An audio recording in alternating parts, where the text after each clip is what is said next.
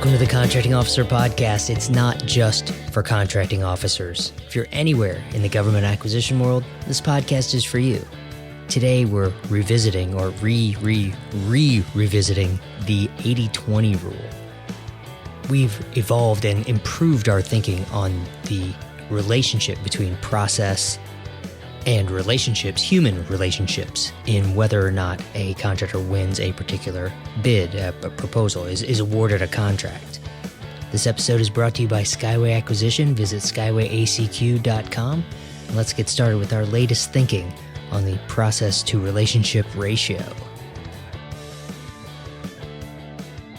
It's back. We're talking the 80-20 rule again. We're updating the 80-20 rule episodes.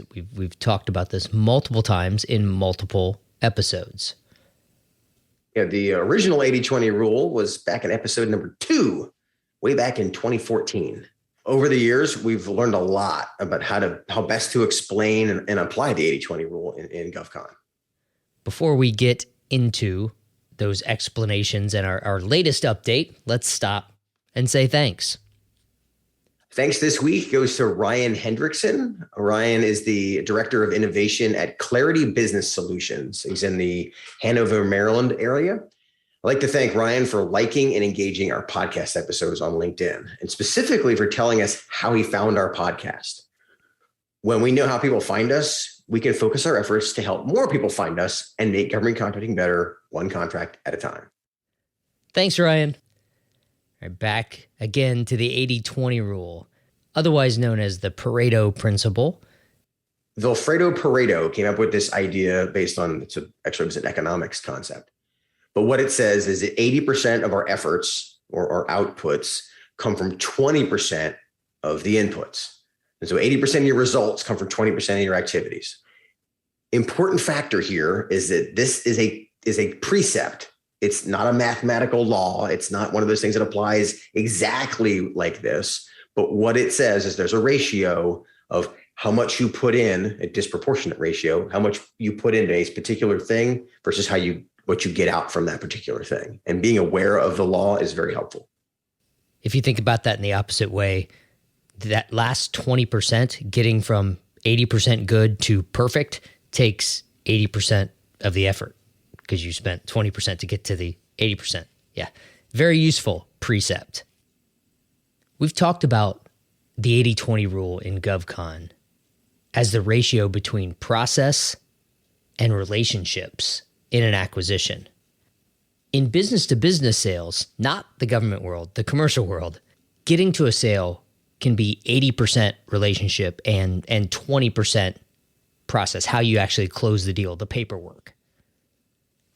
In a business-to-business sale, the relationship tends to be the bigger than process. A relationship needs to be strong because you're not entitled to know what the evaluation criteria are. In a business-to-business sale, you need the relationship to be able to learn what the evaluation criteria are going to be. Why would they buy from you, right? So for example, when Skyway, when we set up a support agreement with a customer, the agreement is going to be based mostly on relationship, because they're buying our consulting and training and access to our team of contracting officers because they have a relationship with us. There's a process to build an actual agreement, but that's a small part compared to the relationship they've built through the podcast, through our training, et cetera, and one-on-one conversations. So in this is an 80% relationship, because they could get consulting in quotes in a lot of different places. And how they're going to decide to get that actual consulting is going to be based on a relationship with us. So that's a business-to-business sale. In the commercial world, you may not even know the evaluation criteria, right? Evaluation criteria is a formal thing in the government world. In the commercial world, it may be, I feel like this or that, especially if you're talking a personal acquisition, right? You decide to buy something, you go to Amazon, you click on the one that's the brightest and shiniest, right? That's the whole evaluation criteria. That might be all that matters. Even if you're buying a building, if a company is buying a building, they're not required to tell you all of the features that they're going to make their decision based on. They might, but they're not required to, right? That is a very different setup than how it works in the business to government space. In the business to government world, or GovCon, which is what we talk about here every week, Every week. the sale can be much more process than relationship. And that's where we started with the original 80-20 rule podcast, episode number 2, way back when, was there's so much process in the government world. Even if you have all the relationships that you have in the commercial world, if you don't understand the process, you won't be able to close the deal or make the sale or win the contract. Right. And in the business to government space, the process tends to be bigger than the relationship. When the government buys a product or service, the agreement is going to be based on some established processes, things like clauses, whether there's an IDIQ contract that applies, whether it's awarded through GSA, specific set of rules. You have to be in SAM to be able to get most contracts. SAM's the System for Award Management, which we have podcasts about. These are all part of the process that would not be required if you were selling to a business. Plus, the process to award, going back to what I said a minute ago, can be, or oftentimes must be, clearly mapped out so that the winner is not chosen, they're revealed. Meaning that what were the evaluation criteria going to be? You know them up front. You submit a proposal based on what they are. If they're not followed, you get to protest. That whole process is inherently different than what happens in the private sector. Yeah, the government has to follow the evaluation criteria that they've published and shared with everyone, and the winner is the one that best meets those evaluation criteria. The government is such a big buyer. They can afford to have a massive process, lots of hurdles for companies to get through in order to win business. In the commercial world, process is generally minimized because in most cases, you're competing against many legitimate competitors. You may build all the relationships in the world between buyers and suppliers, but if as a buyer, your processes to buy are too complicated, some sellers may move on to other buyers. And we even talked about that a little bit in the other transaction authority episode we did a few weeks ago, because the whole point of that is to minimize that friction, we'll call it, of a complex buying process, because the government has a complex buying process. So complex that if you're not in it sooner in the early stages of the process, i.e. in the market research zone, by the time you get to the end, you might not even be eligible to win. Compared to, and I can tell stories about this, in the business to business space, you could show up at the end, and because you have a relationship, they say, you know what? Yeah, we'll let you into the competition and you win the contract. You could show up in the selection zone in a B2B market and still win. That's pretty much impossible to do in the government space. Again, we're talking 80-20 as in the amount of process to relationship, 80% process, 20% relationships, or 80% relationships, 20% process. And remember, it's not mathematical law, and it's not either 80-20 or 20-80, right? It's a ratio. It could be 1% 99% or 49% 51%. It just has to add to 100, right? Exactly. But the point is, you need to know what could that ratio be. That's the essence of what we're talking about here, is if you don't have any idea where that ratio is going to fall on the thing that you're trying to sell the government, you could be walking into a propeller. Right. It's more, is this more relationship or more process? In Correct. General terms, it's not about, I got it. This one is 67% relationship, right? That's not a thing. You'll also hear us call the 80-20 rule the process to relationship ratio, or PRR if you want to add another acronym to your life. It's important to think about it this way because the PRR, the 80-20, moves. It's flexible. It applies in different degrees depending on the variables of the acquisition you're looking at. There are a lot of variables that affect the process to relationship ratio. For now, for today, let's just focus on one of them, which is the size of the acquisition. And we're talking size as in dollar amount mostly, although the dollar value complexity is part of it as well, but that's sort of another value. We're talking size. we're going to think about this size from the government's perspective. What's a small, medium, or large acquisition for your company is going to be different. But we're going to use three broad categories. Small acquisitions up to $250,000, medium acquisitions between $250,000 and $50 million, and large acquisitions, everything over $50 million. For the smallest of acquisitions, again, up to $250,000, relationship wins over process in most cases. It's not difficult for the government to make small purchases, right? Not a lot of process, not a lot of craziness. This could be a credit card purchase. And how do you make a credit card purchase? Well, you usually go online, find what you want, enter your card number, hit a button, and it shows up same day or next day, right? That doesn't take a lot of process.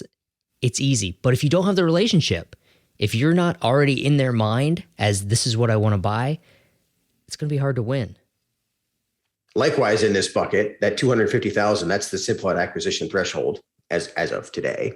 So those are acquisitions that are made under FAR Part 13, which there's a minimal amount of process. We talk about those in, I think, episode 51, that the government can basically say, hey, we've got these three companies. We like this one.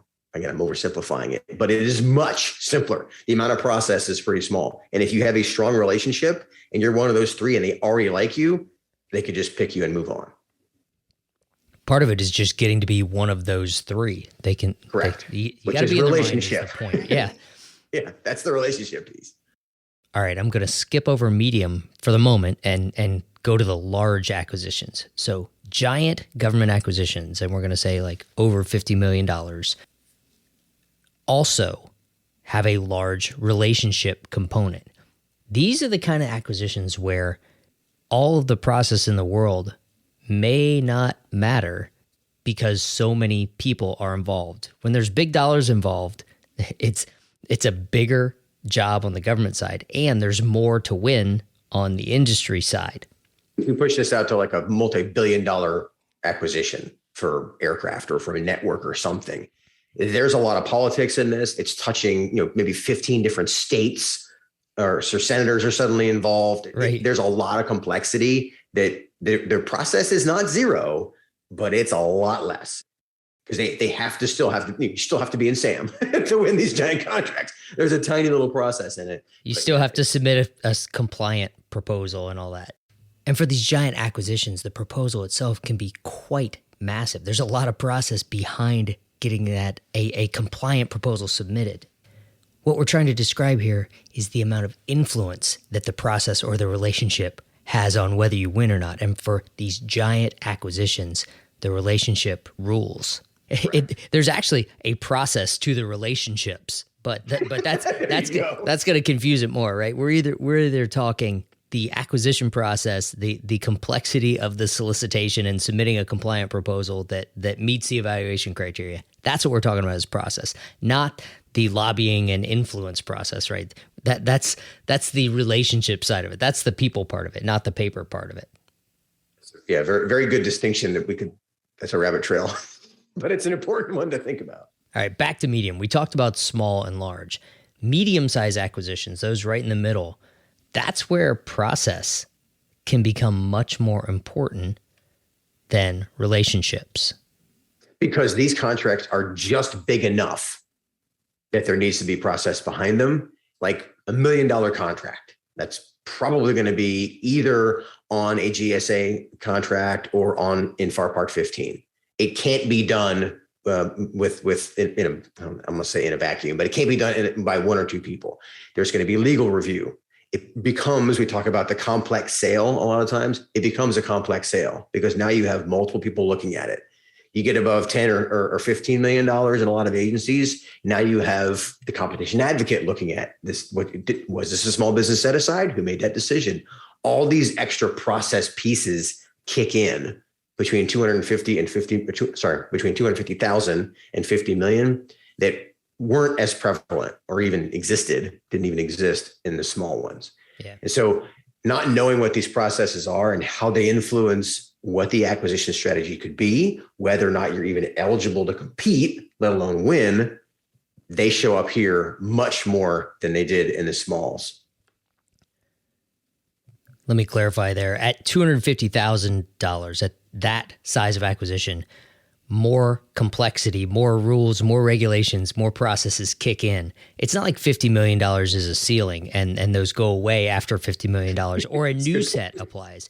It's just that once we arbitrarily chose $50 million, once you get above $50 million or so, that's where this thing starts getting big enough that it becomes more important, and therefore industry pulls out the stops and starts putting more effort into swinging it their way.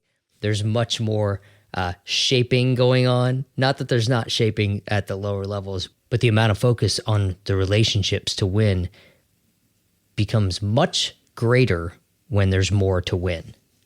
And the ability of the shaping to impact the entire process is higher when you get over 50 million. So if someone comes, if a lobbyist is going to contact somebody, it's not going to be for a $2 million contract. I'm not going to get a call as a contracting officer. I'm not going to get a call from my congressman or congresswoman for a $5 million contract.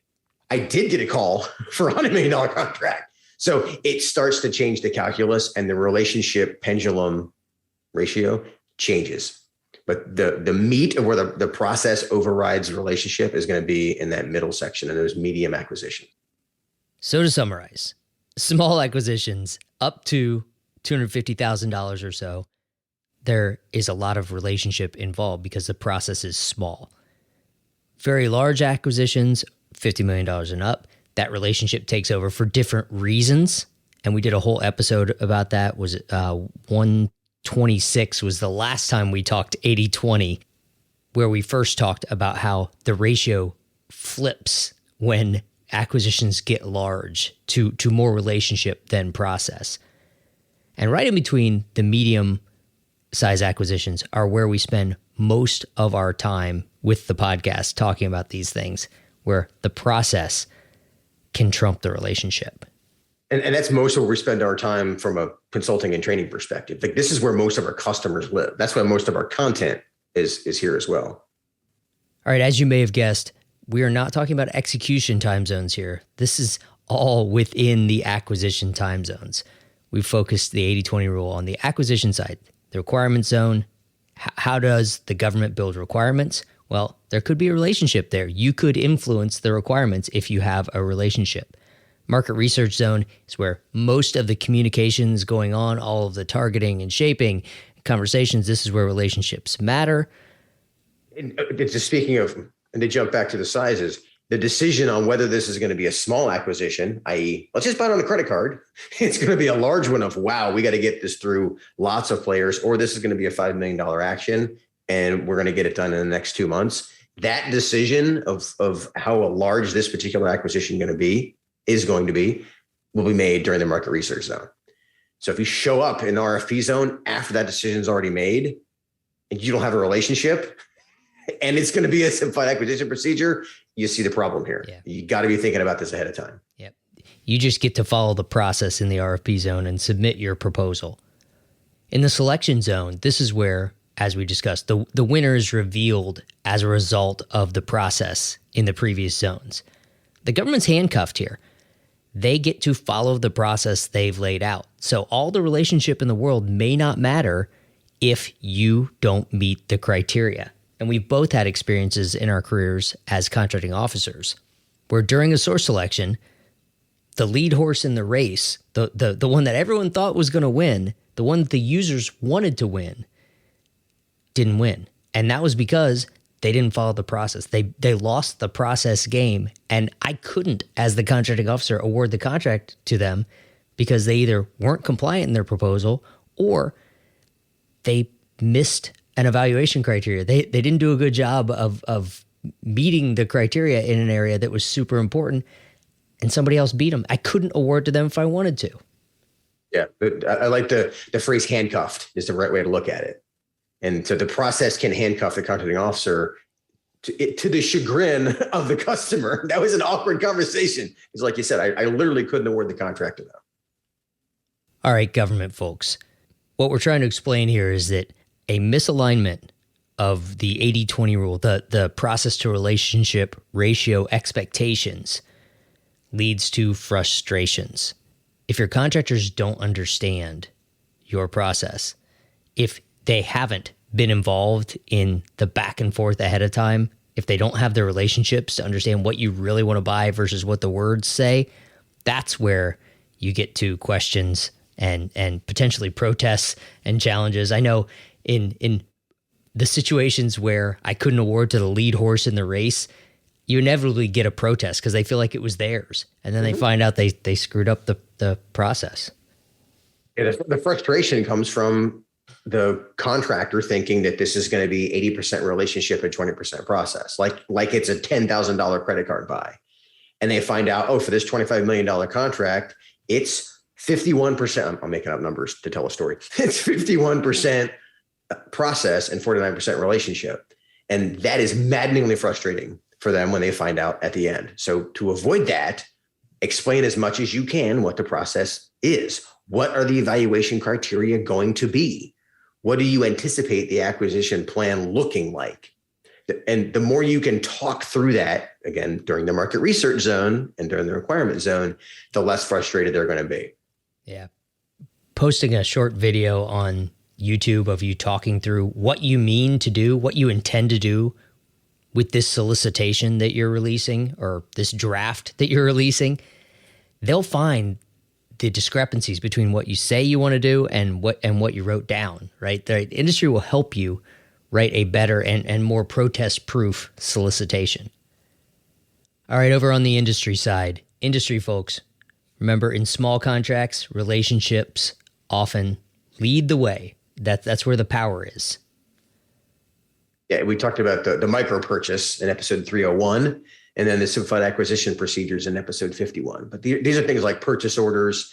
They're relationship driven. I mean, it's effectively marketing to a customer who knows what you buy. This feels a lot like it can feel a lot like a B2B sale. Business to business. Yeah, this is marketing, advertising. They know about you. They can buy to you with very little process. You get to that medium-sized contract level over the simplified acquisition threshold. New rules kick in, new approvals apply, new oversight. You need to change the way that you relate to your government customers. There's new people you have to relate to, right? It's not just making sure that the buyer, the contracting officer, knows who you are and uses their credit card to buy your product off your website, right? Now, you might need to know that small business representative, right? You might need to know the small business office in order to get an acquisition shifted to a small business set aside. The process can override the relationship, because if you don't understand things, to use your small business set aside rule, if you don't understand the process is, if you don't set this aside for small business, you need the small business specialist to sign off on why you didn't. That's a document somebody has to write. Where are they getting the knowledge to put in that? Through relationship and conversation. Hopefully with you, if you're trying to get them to set aside for a small business, right? But if you think that the contracting officer just makes this decision in a vacuum and you're just talking to them, yep, it's not going to work. And once it's not set aside for small businesses, if you're a small business, you get to compete with everyone, including large businesses, right? The process has already overcome you. There you go. And as we discussed before, in the largest of contracts, in 50 million or add a couple zeros to that $5 billion acquisitions, right? This is where relationships and politics rule. You can still screw up the process. You can screw up the process, but many decisions are made for non-process reasons, and the process is written and adjusted to preordain the winner, to make that decision reality, right? So that's where shaping is everything. Remember that the acquisition team didn't write the FAR. They didn't write all the processes, but they do have to follow it. I'll drop in one FAR reference before we get to the end, because we like to have one in every episode. Well, that's not why I'm saying it. It's relevant. FAR 1.602b, no contract shall be entered into unless the contracting officer ensures all requirements of law, executive orders, regulations, and all other applicable procedures, including clearances and approvals, are met. They have to follow the rules. And that's how you can lose an acquisition that you, by all other measures should win by tripping over one of the process road bumps. And before we all roll our eyes and complain about how complex the government process is, think about how your organization buys. You work for a company with a couple hundred employees or a couple thousand employees. My bet is that there's a threshold like this. It's not, the numbers aren't going to be the same, but there's some process that often kicks in when you get above a certain dollar threshold. Like, say a senior vice president can spend $10,000. There are lots of government employees who can spend $10,000. So these processes exist. And I think that based on doing business to business sales, we've run into this ratio on the B2B side. Just want to say it's different. Yeah. There's process, but it's going to be different. Yeah. In a lot of the commercial world, the thresholds are much lower for control reasons, right? They don't want company money being spent without understanding what it's being spent for. So sometimes it's surprising how little authority that industry folks have to buy on their own versus government people. But it's all about how much you buy, how big of things you buy. Anyway, I'm getting way off the topic. I think that's it for today, Kevin. Yeah, to wrap it up, the 80-20 rule, it's a precept, not a mathematical law. And the way we help people understand that it's a moving target is think of it like a process to relationship ratio. And with that, I'll talk to you later, Kevin. All right, I'll see you, Paul. Thanks for joining us for this episode of the Contracting Officer Podcast. You can find playlists of podcasts collected in different themes on the Skyway Acquisition website. Go to skywayacq.com/COP. Thanks for joining us, and we'll see you next time.